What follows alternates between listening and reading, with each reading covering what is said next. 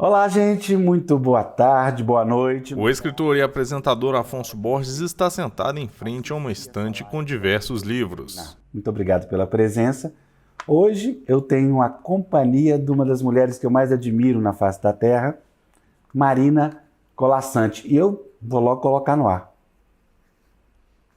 Ei, Boa, Marina! boa noite a todos. A escritora e tradutora Marina Colasanti está sentada em uma sala. Ao fundo, há um grande armário com livros e artigos de decoração. Eu sou bem mais modesta do que a apresentação, a declaração de amor que Afonso fará para mim.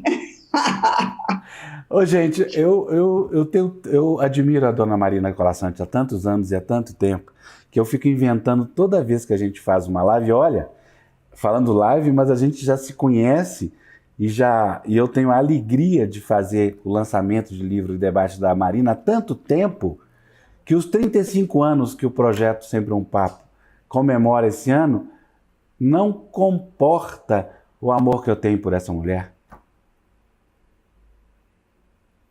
Eu também te amo, fundamente. Afonso segura nas mãos uma lista escrita numa folha de papel. Eu tentei, gente, relacionar as coisas que a Marina faz. Vamos lá. Primeiro, ela é motorista. E uma excelente motorista. Ela é mergulhadora. Ela é motoqueira. Foi motoqueira, né? Hoje não é mais motoqueira, mas já foi motoqueira.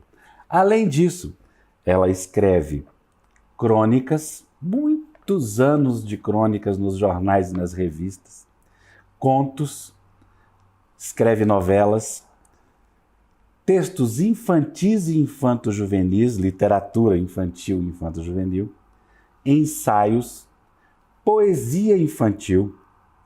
Vocês estão vendo que eu estou lendo, que isso é tanta coisa que não dá para guardar na cabeça, não. Mini contos, escreve também o que ela chama de contos maravilhosos, que são contos de fadas, e a maioria deles para adultos.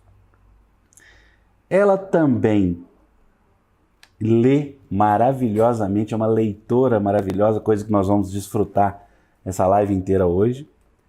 E, além de tudo, faz publicidade, ou quer dizer, foi publicitária, mas não acabou não, tem mais.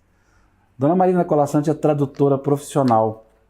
Ela traduz do espanhol, italiano, me disse que estava traduzindo Cesare Pavese, do inglês, e recentemente nós descobrimos que ela também traduz do javanês. Do javanês, nunca. Não? Não tenho capacidade para javanês, mas traduzo do espanhol, mais frequentemente porque sou tradutora de uma grande amiga, Prêmio Andersen, Maria Teresa Andrueto. Eu traduzo todos os livros dela publicados no Brasil. Tá bom. Faltou alguma coisa, Marina? Eu consegui falar tudo? Acho que não. Ainda tem... o mais importante, gente. Como é que eu esqueço? Marina é uma artista plástica magnífica. Não só faz todas as suas capas, como... Marina, você faz aquarela, gravura... Bico de pena, nanquim lavado. Eu ilustro todos os meus livros. Ilustrava, porque agora não tenho mais a firmeza nas mãos que tinha. E ilustrei todos os meus livros infantis, menos esse último de poesia, que foi ilustrado por Rubem Grillo. Só pelo Rubem Grillo, mais ninguém, né? Uhum. Só pelo Rubem Grillo. E o anterior também foi. Ele fez o projeto gráfico e ilustrou em xilogravura um trabalho primoroso. Eu me lembro dele vindo à minha casa no primeiro livro com uma caixa que imediatamente eu soube que ele havia feito, do tamanho das gravuras, e abriu a caixa de papel para me mostrar as gravuras que ele havia feito. Que coisa maravilhosa, que privilégio, né, não, Marina? Ter um livro ilustrado pelo Rubem Grillo, ó, coçando de inveja. Marina, vamos bem, um dos nossos propósitos nessa noite é ouvi-la falar poemas. Na verdade, eu estou realizando um sonho meu aqui, porque eu provoco a Marina em todos os lugares que a gente vai para ela falar. Às vezes ela conta histórias que ela decora longamente, finge que não decorou, mas decorou, estudou, cada palavra colocada no lugar certo. É ela. E dessa vez eu queria ouvir, Marina, você falar dos poemas do seu mais recente livro, editado pela Record, né? É o Mais Longa Vida. No entanto, antes, eu queria te fazer uma provocação saborosa. O nosso querido Marcos Caldeira, lá de Itabira, do Trem Itabirano, descobriu aqui uma carta de Carlos Drummond de Andrade enviada a um escritor nordestino que se chama Moacir Souto Maior, em 1948. Ele passou uma carta, mostrou os poemas e perguntou o que eu faço para ser poeta, o que eu faço para melhorar. Aí o Drummond devolveu a carta e no dia seguinte o menino foi lá e cometeu a indiscrição de mandar a carta para o jornal e publicar. O que provocou no Drummond a seguinte frase, Marina: a glória literária no Brasil começa com a violação do sigilo epistolar. Ai, meu Deus! Aí ele falou, aí tem um trecho aqui que eu queria que você comentasse sobre o fazer poético. Ele diz, Drummond escreveu para o rapaz, em 48.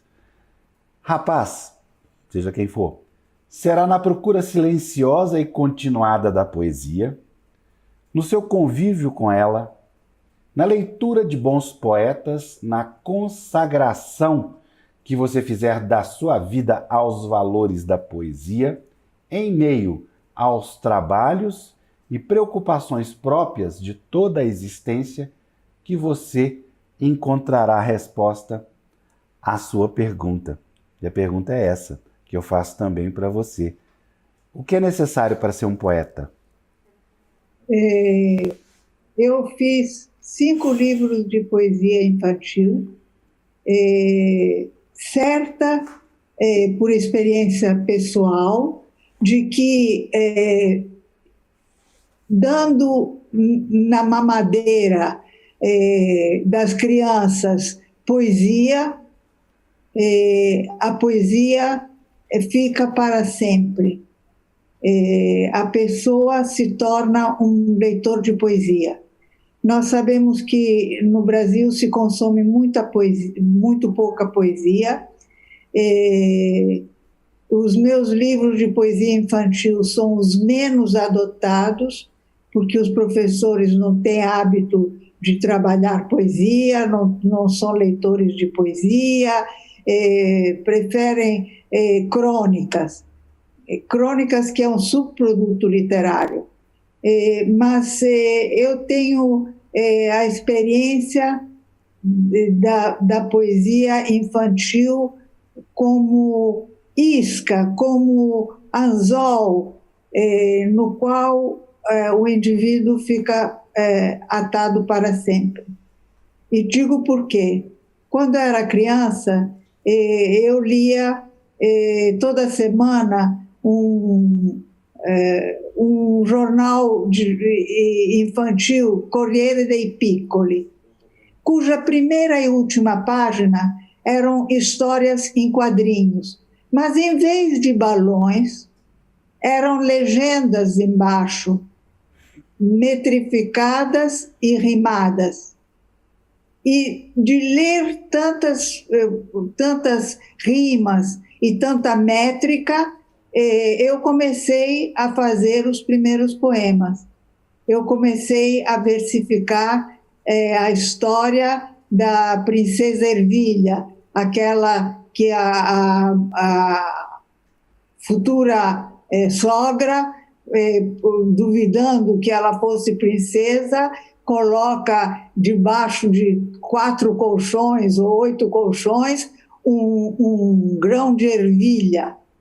E a princesa acorda dizendo que passou muito mal à noite porque tinha uma pedra no colchão.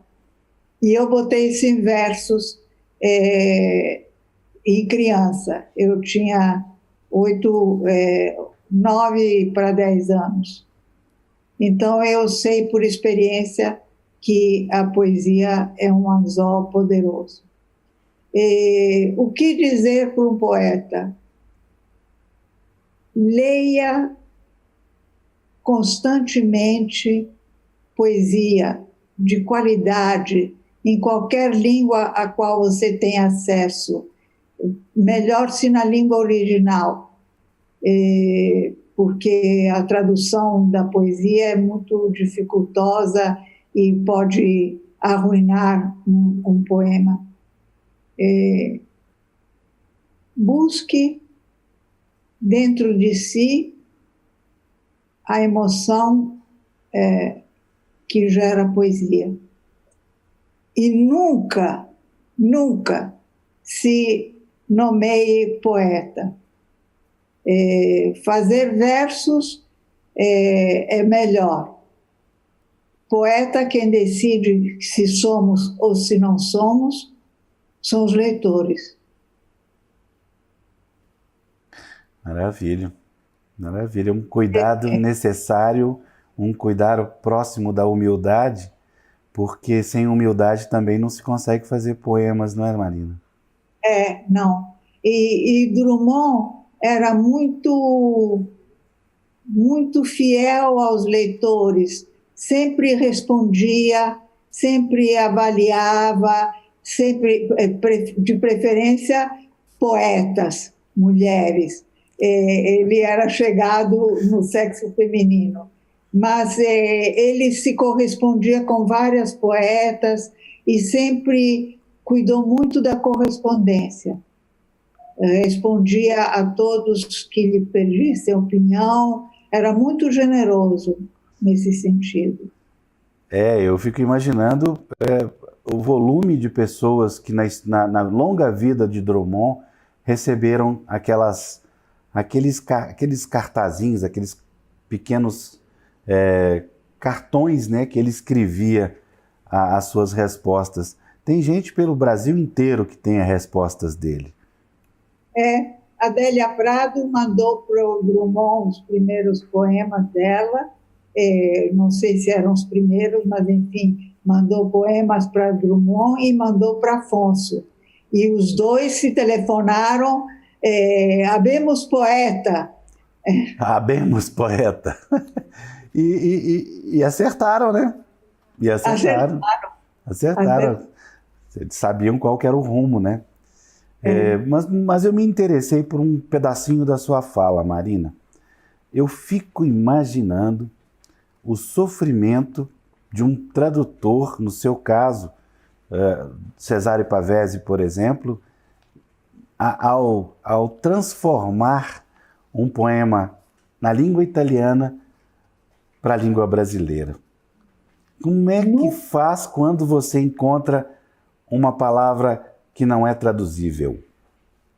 Nunca me atrevi a traduzir poesia. Nunca? Nunca. O Pavese que você está traduzindo é prosa? Il mestiere di vivere. É o diário dele que acabou se suicidando, mas pelo diário percebe-se que era um programa de vida, um projeto que ele cultivou a vida inteira. Era uma pessoa muito depressiva, não sei se gostaria de traduzir, porque eu gostava muito dos romances dele e da poesia dele. Ele é um belíssimo poeta, mas nunca me atrevi a traduzir poesia. De língua nenhuma, Marina? De língua nenhuma. Que coisa interessante. Nenhuma. Que coisa interessante. Bem, vamos então dar continuidade para a nossa conversa.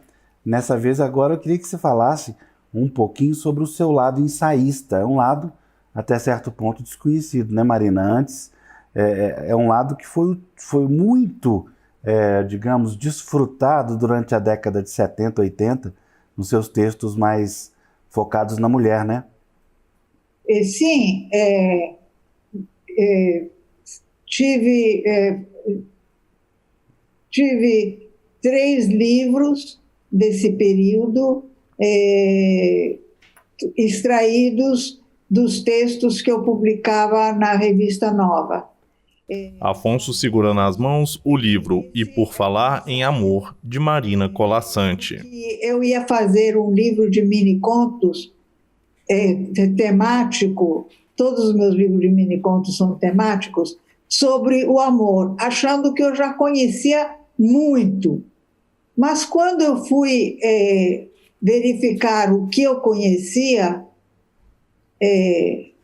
percebi que eu não conhecia nada, que o amor é muito edulcorado. Só o seguinte, 87, viu? Autografado. Todos fazem corações, I love New York. Não, o amor não é isso. E fui ler outra vez tudo que eu tinha lido sobre o amor. E quando acabei de ler, eu li outra vez tudo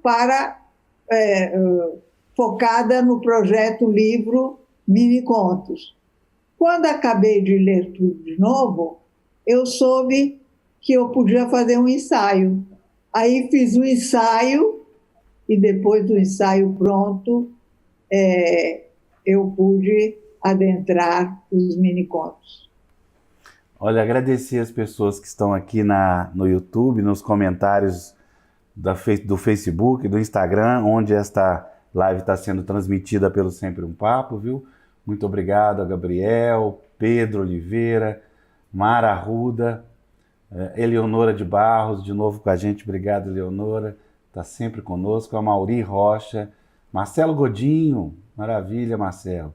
Dora Alves, Regina Camacho, Kátia Lemos, Kátia querida, Paola Benevides, Miriam Nogueira, Marina, me sinto a própria princesa e ervilha. Ah, maravilha! Que bom! Estamos aí, quem quiser fazer pergunta pelo YouTube, a gente vai e transmite aqui para Marina, não tem problema. Mas Marina, posso te pedir uma coisa? Agora me deu uma vontade. Eu que já li tanto e sou da geração que leu tanto você sobre a questão feminina e feminista, né? Como é que você encara isso hoje, Marina? Hoje ficou mais fácil, bem mais fácil do que nos anos 70, porque nos anos 70 havia muita resistência social, muita resistência dos homens, as feministas, as outras mulheres diziam que feminista perdia homens, que homens tinham medo de feministas, os exemplos que nos chegavam eram de muita violência, sobretudo das feministas da Holanda, a queima de sutiãs. Então, foi muito difícil. Quando eu entrei no primeiro Conselho Nacional da Mulher, instituído por Ruth Escobar, eu me senti como um macaco em loja de louças, porque eu não pertencia a grupo nenhum, todas pertenciam a grupos, todas tinham partido político, todas tinham jargão pessoal. Eu não tinha nada disso, então tratei de ficar bem calada e escutar. Mas não tinha nada disso, só que era a mais lida no Brasil disparado sobre o assunto, né, Marina? Sim, pode ser. Mas agora ficou bem mais fácil, porque depois dos anos 70 houve uma barriga, uma curva o feminismo decaiu e voltou a subir agora. Agora é bem mais fácil ser feminista, porque por causa do movimento Me Too, por causa das denúncias de assédio, hoje é mais difícil, mais fácil denunciar assédios, tem um número especial de telefone para denunciar violência familiar. A sociedade está mais reunida ao redor das mulheres. Ficou bem mais fácil ser feminista hoje do que foi. Antigamente a gente nem cogitava que elogios fossem assédio, fossem uma forma de assédio, olhares na rua, comentários quando a gente passava, fosse uma forma de assédio. Hoje ficou bem mais fácil. E eu também faço ensaios sobre leitura, que são as minhas conferências em congressos internacionais que pedem para escrever, então eu escrevo. Fazer o quê, né, Marina?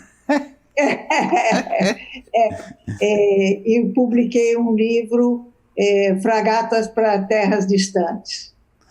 Pois é, Marina, mas dando uma provocada, apesar de ser um tempo mais, digamos, avançado, os homens, os machistas, continuam matando as mulheres, agredindo as mulheres dentro das suas casas, se comportando de forma estúpida da mesma forma. Né? Outro dia mesmo, a secretária da editora, uma editora nossa, que você sabe até quem conhece, foi assassinada pelo ex-marido há pouco tempo, 3 meses atrás, e eu fico pensando como a violência doméstica, principalmente do homem contra a mulher, continua, persiste, não muda, né? Não muda, e o Brasil é um dos países onde mais se matam mulheres no mundo. As mulheres continuam ganhando menos pelas mesmas tarefas, as mulheres continuam sendo preteridas, embora tenham o mesmo conhecimento em cargos superiores. As mulheres continuam sendo consideradas por alguns homens inferiores. Apesar dos esforços da comprovação em contrário. A prova da próprio direito, né, do direito mesmo, criminalizando cada vez mais esses atos, né? Claro. Assustador.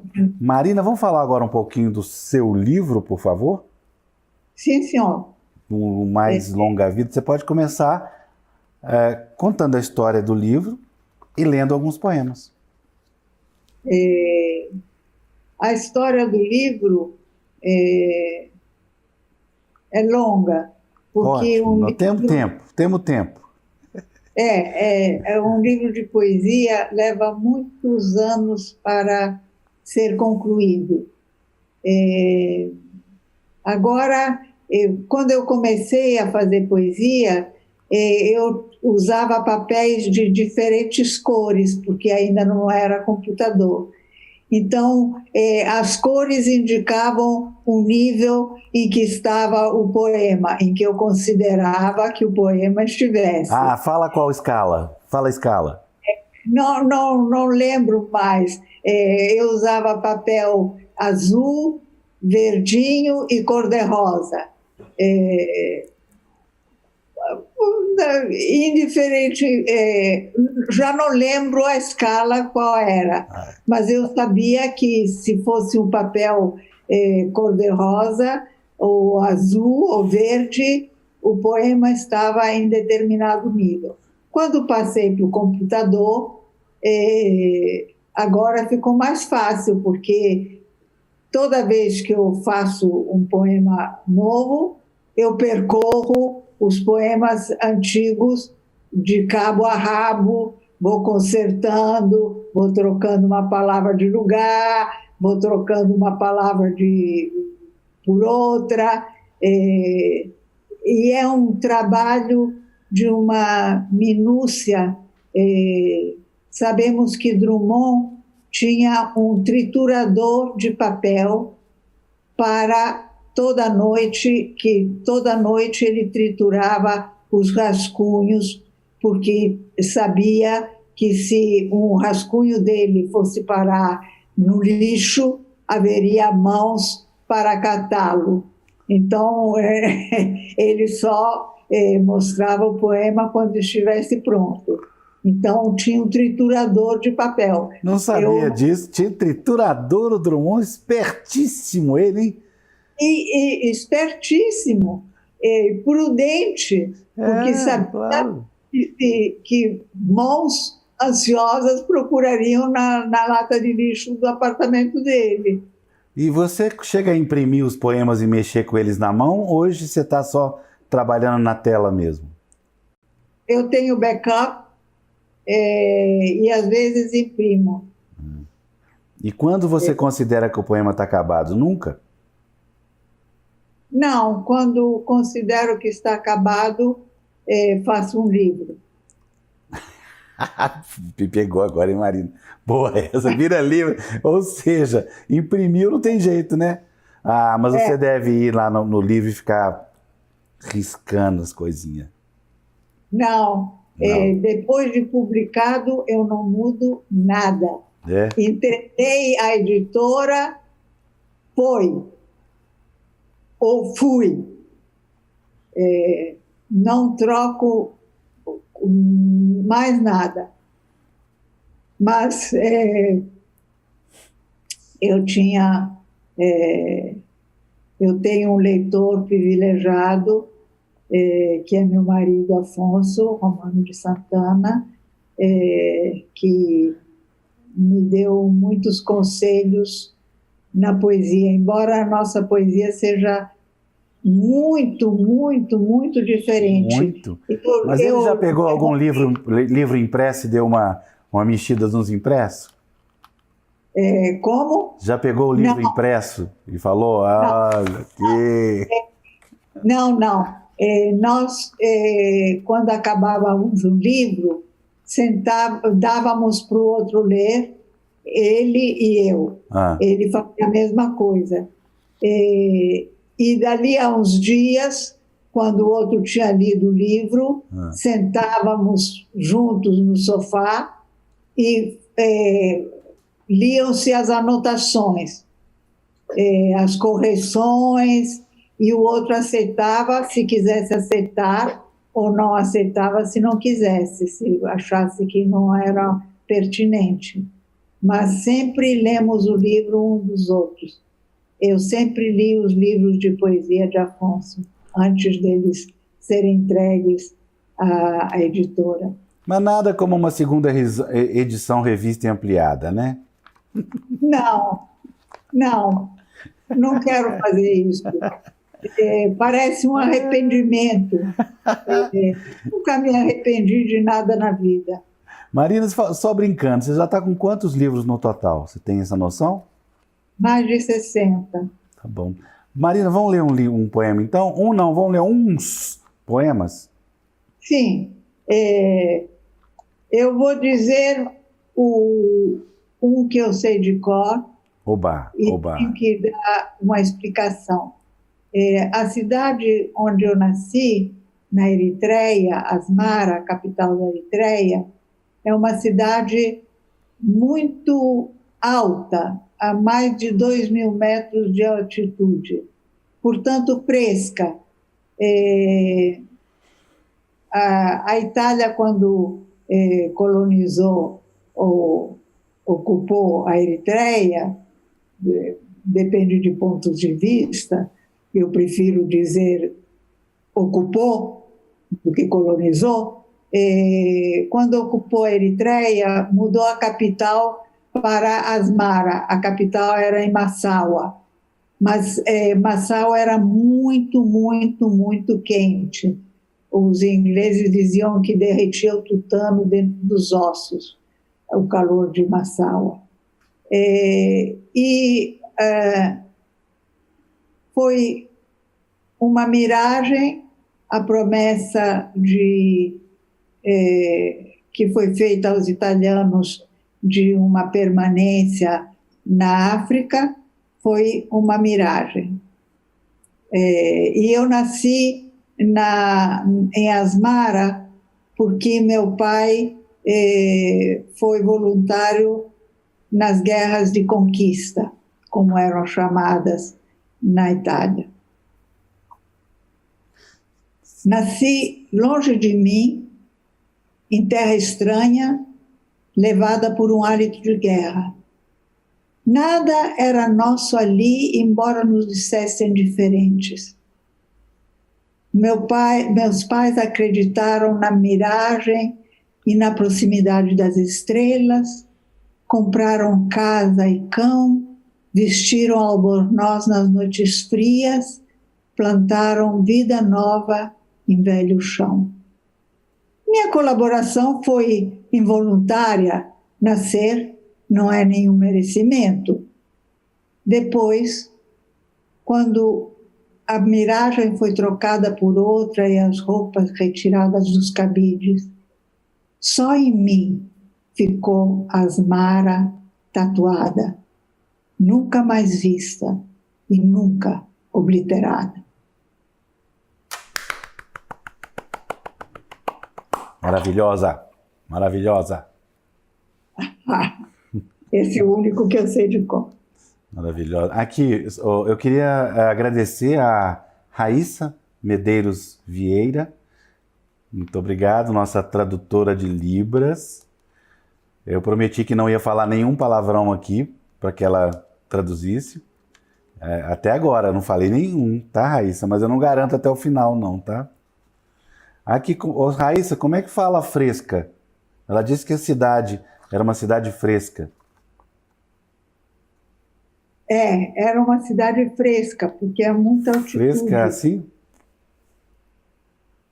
Sim. Vento, tem sentido. Tá vento e altitude.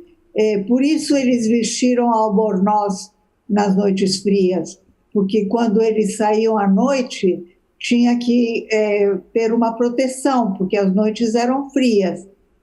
O albornoz do meu pai, eu guardo até hoje, só usei uma vez, é preto, bordado em seda, e o da minha mãe, que era branco, bordado em prata, foi com ela, foi embrulhando ela no caixão, quando ela morreu. Certo. Você sabe que eu esqueci uma coisa que você faz? Você também esqueceu? A Marina é uma excelente cozinheira. Sou cozinheira, sou costureira. Faço crochê. Se eu tivesse uma lápide, que eu não terei porque pedi para ser queimada, seria: aqui jaz a mulher que levou a vida inteira por um fio. Que levou ou negou? Não entendi. Que levou a vida inteira por um fio. Maravilha. Aí eu faço uma objeção a seu desejo. Se você for cremada, onde vai estar a lápide? Não terá lápide. Mas então eu faço uma objeção ao seu desejo. Tem que estar em algum lugar para que tenha lápide, para que a gente possa visitar. Não quero ninguém me visitando. E as minhas cinzas mandei espalhar no Parque Lage. Parque Lage, nós vamos falar dele daqui a pouco no seu mais recente livro que vai sair pela Planeta. Não é? Isso. Então tá. Isso. Vamos aos poemas, desculpa aí. Vou buscar um poema de amor. Marquei tudo e não encontro nada.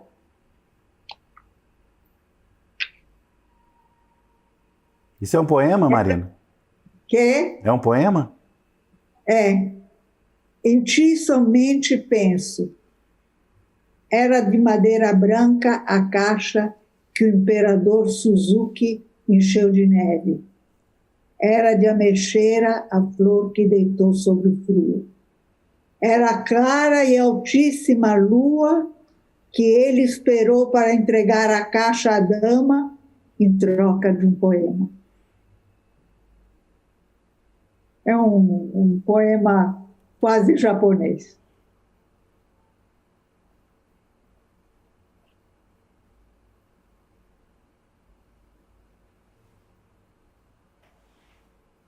Verde é. Essa esperança é verde como folha, e a folha é uma esmeralda entregue ao vento. Na verde grama, a verde cobra espreita o voo da varejeira, que o verde sapo estático cobiça. E um besouro desloca lentamente o verde cintilar da carapaça. Verde é a vida que reveste a terra, mas acima, só azul nos enovela. Lindo, lindo. Um poema feminista. Sempre me dói, Susana, ver-te no banho entre a límpida água e o turvo olhar dos velhos. Minha pergunta primeira é equivocada, mas ainda assim primeira. Por que, Susana?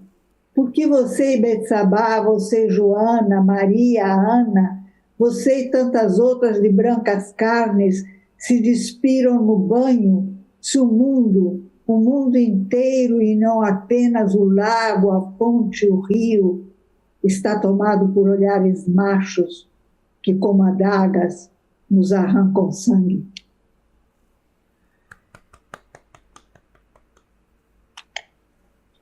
Outro olhar. Tem muita mulher loura de manhã, ele disse. E eu pensei, são falsas. Mas na manhã seguinte, as vi nas ruas e calçadas do bairro, tantas mulheres louras em que nunca havia reparado, trazida mais por olhar alheio que por sandália ou bicicleta, e por olhar alheio autenticadas. E hoje você com esse lindo cabelo branco, hein, Marina? Eu deixei ficar branco porque não por preguiça de pintar, por honestidade, porque enquanto eu tinha compromissos de conferências, de congressos, não podia deixar de pintar, porque ficaria muito feio, metade branco, metade vermelho, ficaria muito feio. E eu detesto a feiura. Então, na pandemia, depois de mais de um ano trancada em casa, pude deixar ficar ele branco. Eu só discordo completamente porque nada em você nunca será feio. Não, tudo pode ser feio.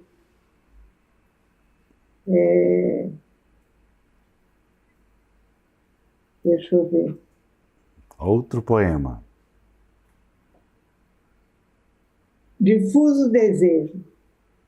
3 vezes minha vida foi tirada do trilho em que seguia e posta em outro. 3 vezes me adaptei, não sem esforço.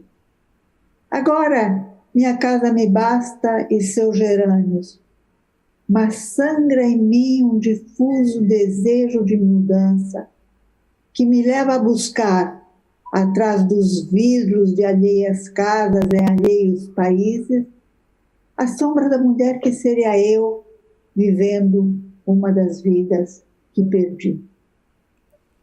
Lindo, Maria.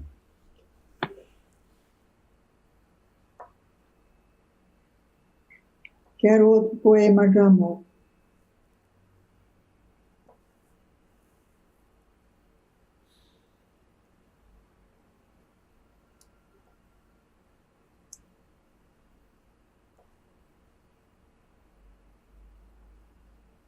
Ah, eu marquei tudo e não encontro nada. Eu já falei, isso é um poema muito bonito. Havia uma perspectiva nas moradas, uma certa distância entre janela e porta, um entornar de luz além da quina, um desdobrar-se em sombras pelos campos. Havia uma expectativa nos espaços e ao silêncio era dado viver com os humanos. Havia nas casas possibilidades. As portas sucediam-se como pontes e sem que houvesse copas, havia sombras. Havia nas casas um falar de casa, frases das vigas, sussurrar de pisos e suaves conversas entre frestas. Lenta era a vida das moradas, herdadas como álbuns de família. E o tempo delas nos calçava os passos. É incrível como você tem a noção da volumetria das palavras com o seu significado, Marina. Eu fico maravilhado. Essas casas ainda existem em Minas Gerais. É? É um dos poucos lugares onde existem. Mais poemas. Somos todos um pouco tortos, um pouco mancos, um pouco surdos e cegos, cegos, cegos. Assim, caminhamos sem ir a parte alguma, só em frente, o quanto baste para emagrecer consciência. E corremos nas calçadas atrás de nada, sem olhar o mar, a lagoa, a montanha, sem que haja cervo adiante ou fera aos calcanhares. Erguemos os pés protegidos nos tênis, marcando o passo, como se eles nos levassem, e não o pulso, de onde o tempo nos governa, qual rédea fosse. Voltei a andar e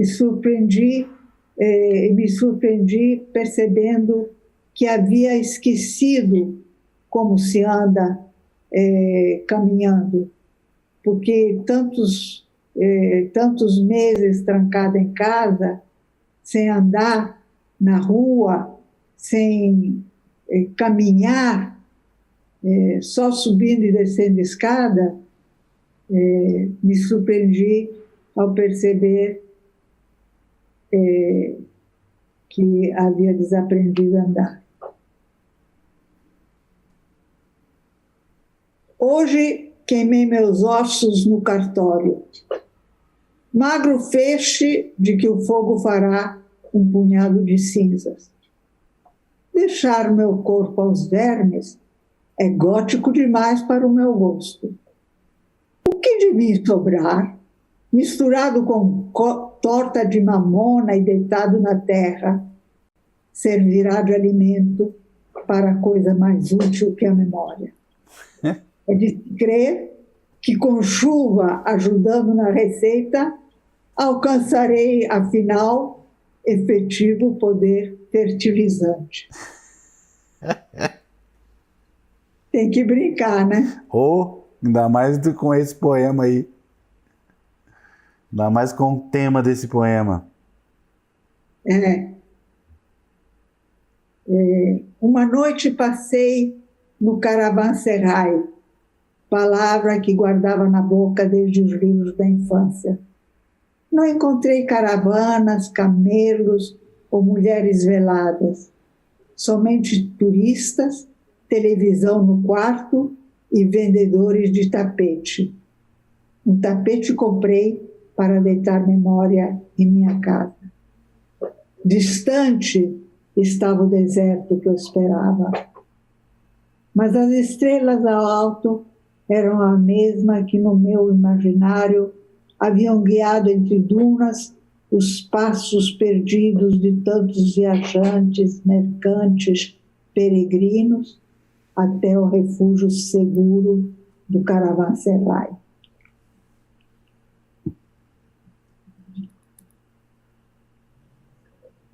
quero buscar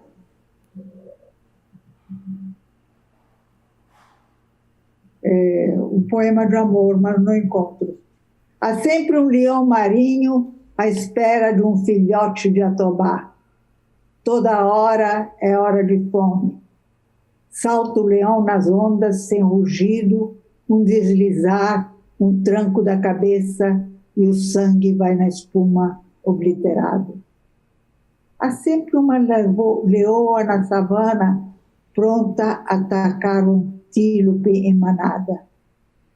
Toda hora é hora de fome para o que afunda dentes no pescoço, para o outro mais manso que rumina. Há sempre mão armada atrás da esquina, atenta ao caminhar que se aproxima. Toda hora é hora de fome, mesmo se a humana carne é dura e não se come. Essa aí foi boa, hein? Tão passageira a vida e é só o que temos. E a tudo que nela cabe damos importância, quando o que conta é o trânsito de ar e sangue que sístole e diástole garante. Haverá adiante um ponto de mudez e o último esforço das válvulas, uma e outra, arremessando o sol na escuridão e entornando as estrelas da Via Láctea. Vou ler de outro livro. Ótimo. Marina, só um intervalinho curto aqui.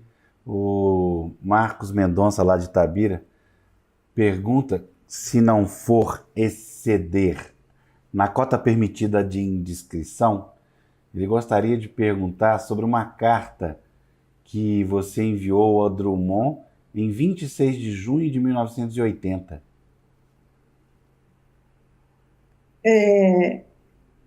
Não, eu fiz uma crônica dedicada ao Drummond, que se chamou A Poesia Passou Lá em Casa, porque ele apareceu uma noite aqui na nossa casa, tocou a campainha e, para minha surpresa, era Drummond, que vinha entregar um livro, coisa que nunca havia acontecido antes, apesar da amizade dele com Afonso. E nós imaginamos que fosse uma desculpa para ir visitar a amante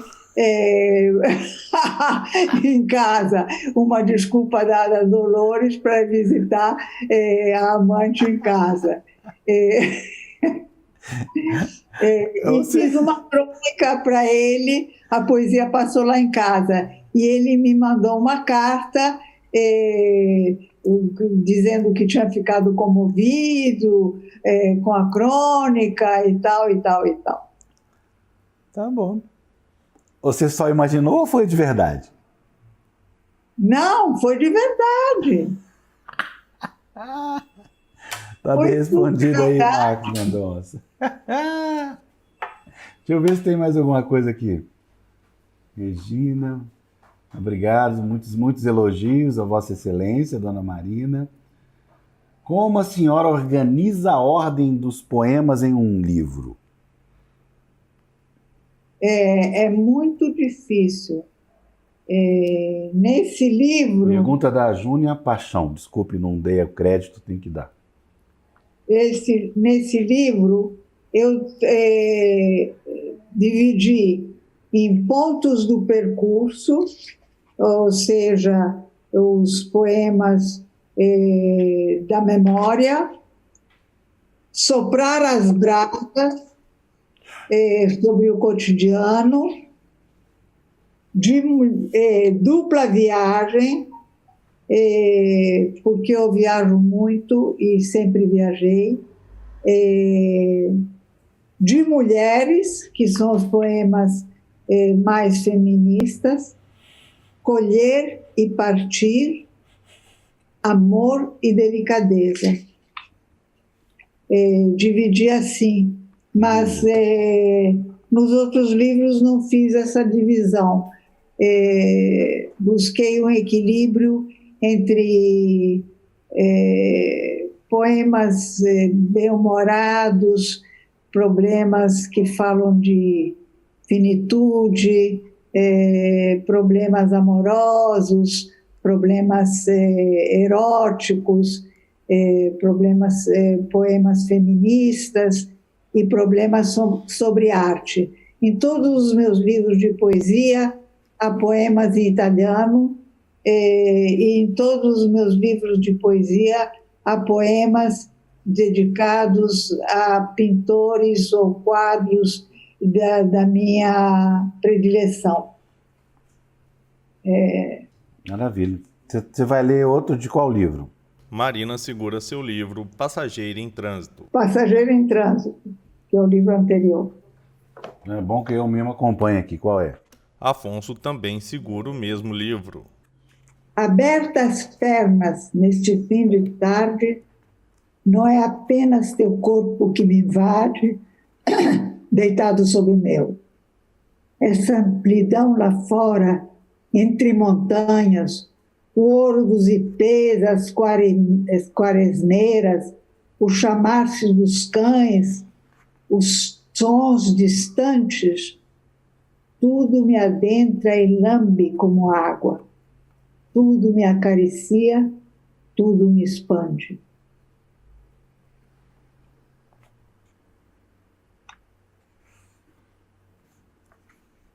Sem que se veja. Lê um italiano pra gente, Marina. Página 101. O italiano que eu sei de memória é do livro Mais Longa Vida. Aqui tem, na página 101 tem um poema italiano. 101.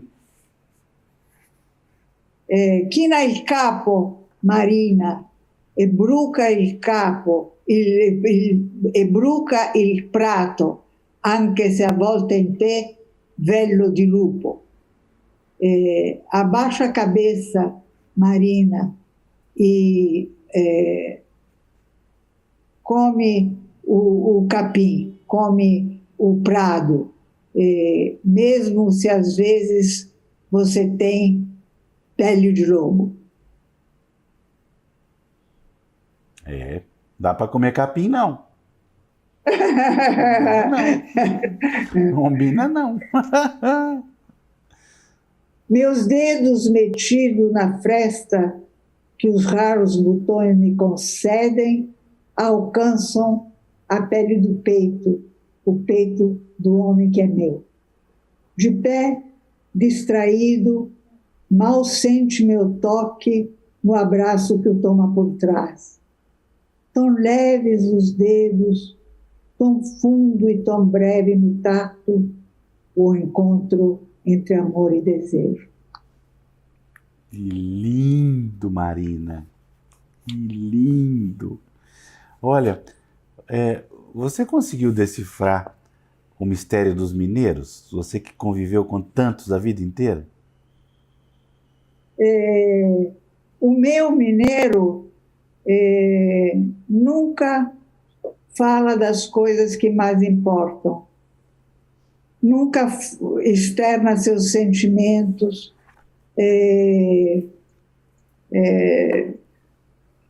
Sempre que assumi um novo cargo, eu percebia que ele estava nervoso pela importância do cargo, mas ele nunca demonstrou nervosismo, nunca externou a insegurança, nunca. O que importa, quando ele me pediu em casamento, disse que tinha vindo de Juiz de Fora, de carro, e subindo a serra, pensou que estava na hora de casar. Não me disse que me amava, porque mineiros não podem dizer, não podem dizer o que mais tem que ser dito.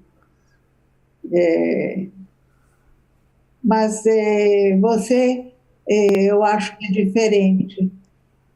Você é um mineiro mais expansivo, mais amoroso. Muitos mineiros não se permitem demonstrar afeto, saudade, demonstrar os sentimentos.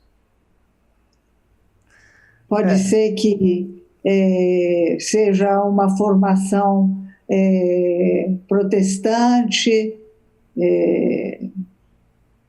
uma formação familiar de fundo protestante.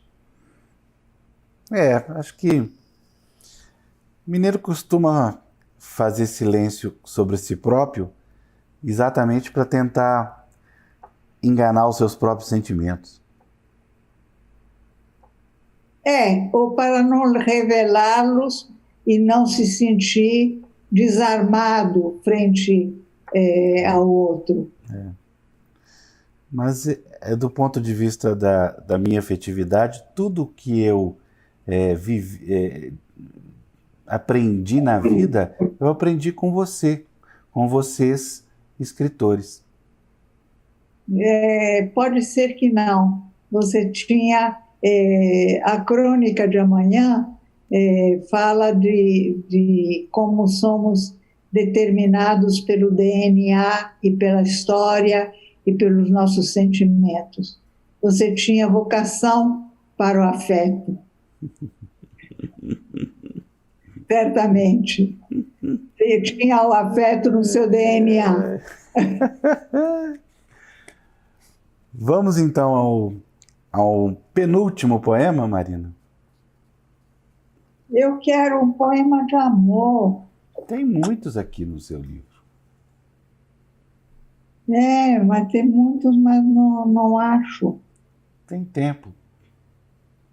Há 43 anos, hoje são 49. Na época em que eu escrevi o poema eram 43, o que dá o mais sentido à demora de fazer um livro de poemas, um livro de poesia. Há 43 anos dormimos lado a lado, crisálidas no casulo dos sonhos. Durma bem, dizemos ao deitar, senha que abre caminho a outras distâncias. Afloramos às vezes porque o calor, a sede, o pesadelo e a presença do outro, mancha escura na cama, então conforto que amansa a alma eriçada e pela mão nos reconduz ao sono.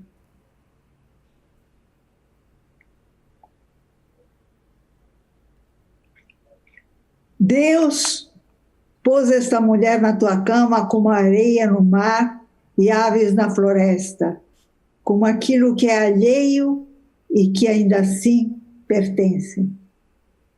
Deus pôs essa mulher na tua cama e essa carne que dorme junto à tua debaixo do lençol, branco céu que nos encobre, tornou-se com o tempo teu contorno, tua planície e montanha. O amanhecer já chega, estende, pois, a mão para acordar.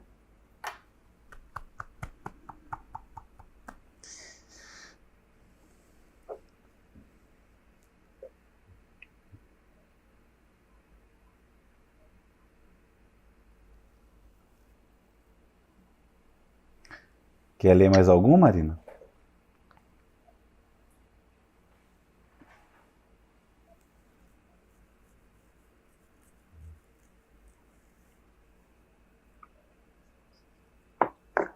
Eu quero ler uns poeminhas para crianças. Oba, maravilha. São poeminhas muito curtos, muito instigantes, que pedem reflexão.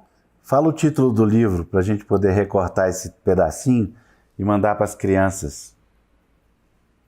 Mais classificados e nem tanto, porque o primeiro se chamava Classificados e nem tanto. Marina mostra a capa do livro, que tem um palhaço rodeado por estrelas. Alguém fechou a torneira da memória, que agora só me entrega metade da história. Homem desconsolado oferece sorriso pouco usado. Olha que lindas as ilustrações do Rubem Grillo. É um privilégio. Marina mostra uma ilustração de Rubem Grillo no interior do livro. E privilégio foi ir na casa dele antes da pandemia, visitar o ateliê, ver o que ele estava fazendo, lanchar com os dois.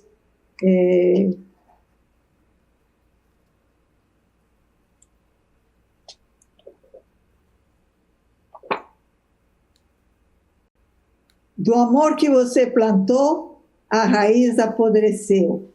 O nosso amor secou, não há mais você e eu. O último fio de cabelo foi-se no último dente do pente. São mini poemas. Briga séria de casal separou a bicicleta do pedal. Tem muito pedal sem bicicleta por aí, viu? O gado na encosta mastiga pasto e semeia bosta. Enfim. Marina, querida, muitíssimo obrigado. Eu só não fico triste que a gente vai encerrar, porque eu sei que nós faremos muitos e muitos desse aqui pela vida fora ainda, como já fizemos tantos, faremos muito mais. Faremos o próximo a respeito do livro sobre a história doméstica do Parque Lage, que está já com a editora Planeta. Vozes de Batalha. Vozes de Batalha. Vozes de Batalha, está combinado então. Editora Planeta já está marcado, próximo sempre um papo com Marina sobre esse livro, porque esse livro tem muita história, né, Marina? Ah, tem muita história. Tem a biografia sucinta da minha tia-avó, tem a biografia do Henrique Lage, e acabei de fazer a orelha da biografia do Henrique Lage, feita pelo Guzmão, historiador. Os nossos livros vão sair quase ao mesmo tempo. O dele sai um pouco mais, um pouco antes. Mas tem muita história, porque tem a história doméstica, de como se vivia domesticamente no Parque Lage, tem a compra feita por Roberto Marinho, a desapropriação impetrada por Carlos Lacerda, e como eu visitei minha tia Gabriela na Itália, onde fomos juntas, o que ela me contava, as confidências que ela me fazia, muita coisa. É um livro muito íntimo. Maravilha. Bem, em primeiro lugar, Raíssa, muito obrigado. Belo trabalho você fez. E eu Marina... não traduzi Libra. Sou tradutora, mas não de Libras. A única coisa que a Marina não traduz é Libra, viu? E Marina, eu queria que você encerrasse falando um pouquinho desse tempo que nós estamos vivendo. Quais são as suas reflexões? Eu acho que a pandemia não nos tornará melhores, ao contrário do que todo mundo diz, porque nós vivemos outras pandemias A Peste Negra, A Peste do Camus, a gripe espanhola. Aliás, aconselho muito o livro sobre a gripe espanhola, da Heloísa Sterling e Lilian Schwartz, em que fica patente que repetimos os mesmos erros cometidos há mais de um século. Repetimos os mesmíssimos erros, o que significa que pandemias não ensinam coisa alguma, não mudam o comportamento das pessoas. A ciência evolui, a informática evolui, hoje temos ferramentas que não tínhamos antes, mas o ser humano evolui muito mais devagar, se podemos dizer que evolui. Falamos ainda há pouco dos assassinatos de mulheres pelos homens machistas. A violência é uma constante no ser humano. Tá bom, Marina. Muitíssimo obrigado. Eu lamento não ter uma mensagem otimista. Lamento muito, mas não sou otimista nem pessimista. Analiso, sou analítica. Marina, você, depois de tantos poemas lindos que você leu para a gente hoje, você acha que alguém vai reclamar que você é otimista ou pessimista? Acho. As pessoas sempre reclamam de alguma coisa que a gente deixou de fazer, ou da poesia mesmo. Não é poeta coisa nenhuma. As pessoas há sempre alguém contra. Dessa vez não. Dessa vez não. Você precisa ver os comentários aqui, muita gente. Muito obrigado a todo mundo que assistiu. A Júnia, a Leonora, a Regina, tanta gente.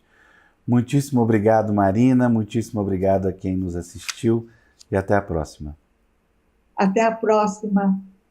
Até a Fria Araxá, se for possível. Afonso do meu coração. Querida. Até a próxima. Amada. Muito obrigado.